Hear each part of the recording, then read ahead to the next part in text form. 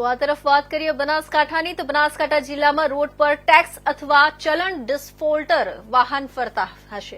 તો તેને આરટીઓ દ્વારા ડિટેઇન કરવામાં આવશે અને તેમની પાસેથી ટેક્સ પેનલ્ટી અને વ્યાજની રકમ વસૂલાત કરવામાં આવશે જેથી સરકાર દ્વારા 1 વર્ષ માટે જાહેર કરવામાં આવેલા સ્કીમ વાહન ચાલકો માટે લાભદાયી નીવડશે જેમાં 8 વર્ષ ઉપરના વાહનોમાં વાહન માલિક દ્વારા સરકાર માન્ય આરવીએસએફ સેન્ટરમાં વાહન સ્ક્રેપ કરવામાં આવશે તેને સરકારની નવીન યોજના મુજબ ટેક્સ પેનલ્ટી અને વ્યાજમાંથી મુક્તિ આપવામાં આવશે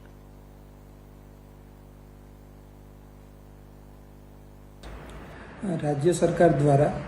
જે પણ વાહન 8 વર્ષ જૂના હોય અને એનો જો કોઈ જૂનો ટેક્સ ભરવાનો બાકી હોય તો તેવા વાહનો સરકાર માન્ય આરવીએસએફ સેન્ટર ખાતે જો સ્ક્રેપ કરાવવામાં આવે તો તેવા વાહનોને ટેક્સ પેનલ્ટી વ્યાજ તથા ગુજરાત રાજ્યના એમવી એક્ટ અંતર્ગતના જો કોઈ ચલણ હોય તો તે ચલણ માટે સંપૂર્ણ માફી જાહેર કરવામાં આવેલ છે વાહન ચાલકોને શું અપીલ કરવામાં વાહન ચાલકોને અપીલ કે જો આપની પાસે કોઈ એવું વાહન હોય કે જે રોડ ઉપર ફરી શકે તેવી કન્ડિશનમાં ના હોય અને જો ટેક્સ ભરવાનો બાકી હોય તો તેવા તમામ વાહન માલિકોને આરટીઓની મુલાકાત લેવા જણાવવામાં આવે છે તથા આ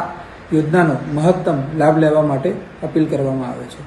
અત્યાર સુધી આપણે કોઈ સ્ક્રેપ નોંધાયેલા હોય